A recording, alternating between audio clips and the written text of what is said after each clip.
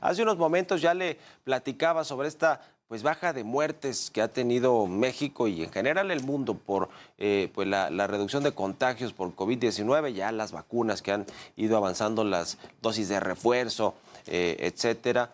Y según las cifras del Instituto Nacional de Estadística y Geografía, el INEGI, aquí en México, hay una menor mortalidad, por lo menos por esta enfermedad. Vamos a hablar más de este tema y a propósito de que se cumplen pues estos 3 años, como decía hace rato López-Gatell en la conferencia matutina, de que se detectó el primer pues contagio ya con prueba de laboratorio en México. Vamos a platicar con el doctor Alejandro Macías. Doctor, ¿cómo está? Buenos días.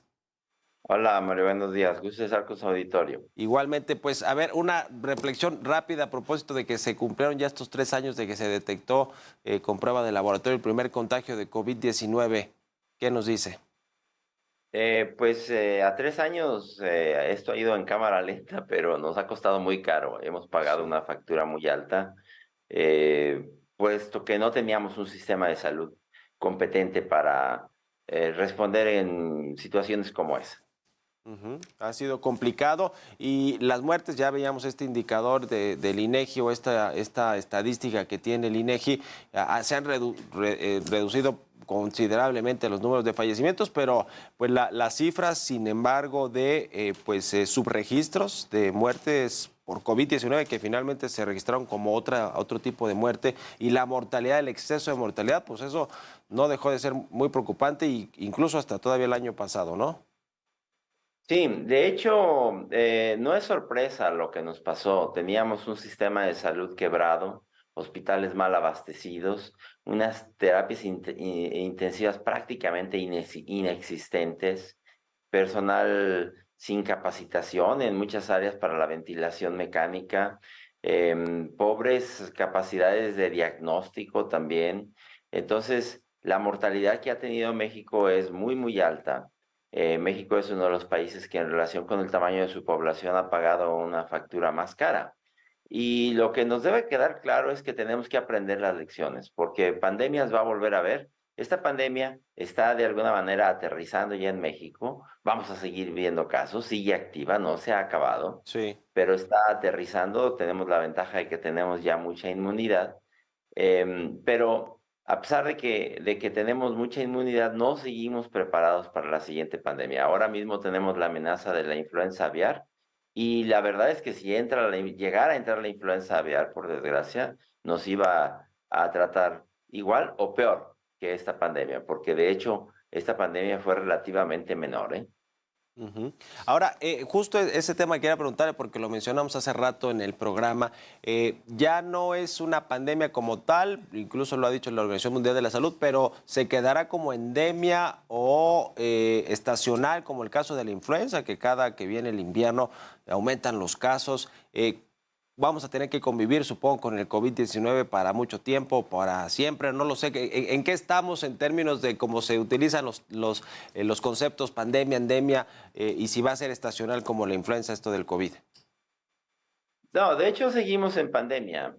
Todavía no se termina. Digamos que de alguna manera está aterrizando, pero mientras no termine en todos los países, Ujú. no ha terminado en México. Vamos a pasar a una etapa que se llama interpandémica, porque ¿qué quiere decir? Porque otra pandemia va a volver a haber. Sí. Pero este virus no se va a ir, este virus se va a quedar con nosotros. Este virus ha infectado ya a la gran mayoría de los mexicanos. Y los que no se han infectado tarde o temprano se van a infectar también. Por fortuna, ya no se infectan todos al mismo tiempo y ya hay capacidad en los hospitales. Pero el virus va a pasar a formar parte del repertorio de los virus que siempre nos infectan.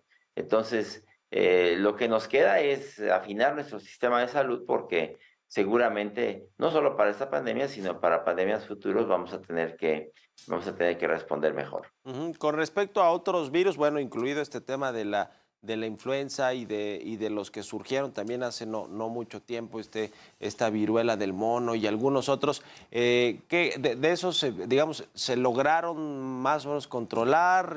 Hubo momentos en los que se hablaba mucho de estos temas, sobre todo teniendo la experiencia reciente del COVID-19, ¿no? Que nos alertó y nos aterró a todos y le pegó al mundo de forma muy importante, pero está más o menos bajo control los otros virus que surgieron recientemente también. No, la viruela del mono sigue activa en México, que ahora se llama Mpox. Ujú. Sigue activa y de hecho en muchos países ya se ha logrado controlar, pero en México todavía no. En México todavía hay casos, sobre todo en las grandes ciudades, como en Ciudad de México, y pertenece, le puede dar a cualquiera, pero todavía pertenece a grupos de muy alto riesgo, particularmente en varones que tienen sexo con varones. Ujú. Pero ese es un virus que no se ha acabado. Lo mismo, por ejemplo, la influenza aviar. La influenza aviar está activa ya en buena parte del mundo, está entrando en las granjas de todo el mundo, pero ese virus o cualquier otro puede eventualmente brincar al ser humano. Insisto, no hemos aprendido la lección porque no tenemos ahora un mejor sistema de salud, porque no tenemos mejores terapias intensivas.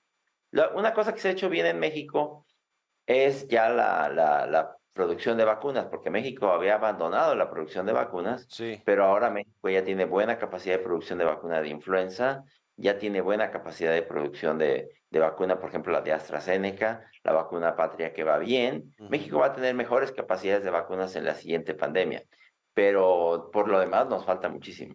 Por lo demás, por lo menos en el tema de las vacunas se va avanzando, pero en infraestructura hospitalaria, como nos decía, los cuidados, la atención de terapias intensivas y muchas otras cosas, el abasto de medicamentos para empezar, ¿no? Que ese es uno de los problemas de cuellos de botella que se generan en el sector salud, tanto público como los privados también a veces, y hay mucho por dónde avanzar para ir hacia Dinamarca, aunque creo que estamos todavía muy lejos, ¿no, doctor? De ese modelo de salud. Es que para llegar a un sistema así se necesita no solo dinero, que no lo ha habido, se necesita tiempo, dinero y esfuerzo. No se puede sustituir uno por el otro. Ujú. Aunque metieras todo el dinero del mundo, no lo vamos a tener de la noche a la mañana. Se necesita mucho trabajo. Ujú. Entonces necesitamos ya empezar a brindarle a los servicios de salud, al personal de salud, tiempo, dinero y esfuerzo Ujú. para que tengamos un mejor sistema de salud que no tenemos. Para empezar, no tenemos un sistema primario de atención. Ahora la Sí. gente ya se atiende en su mayoría en consultorios anexos a farmacias.